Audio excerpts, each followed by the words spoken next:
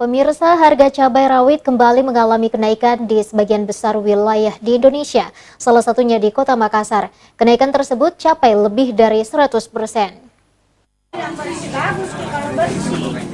Harga cabai rawit kembali alami kenaikan di Kota Makassar di pekan ini. Salah satunya terjadi di Pasar Terong, Kota Makassar.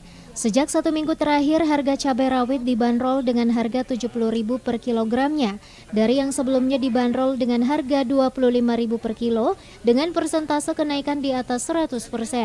Salah seorang pedagang cabai, Rara, mengaku kenaikan harga cabai beberapa pekan terakhir dikarenakan cuaca yang kerap kali mengalami perubahan, sehingga mempengaruhi stok pasokan yang masuk.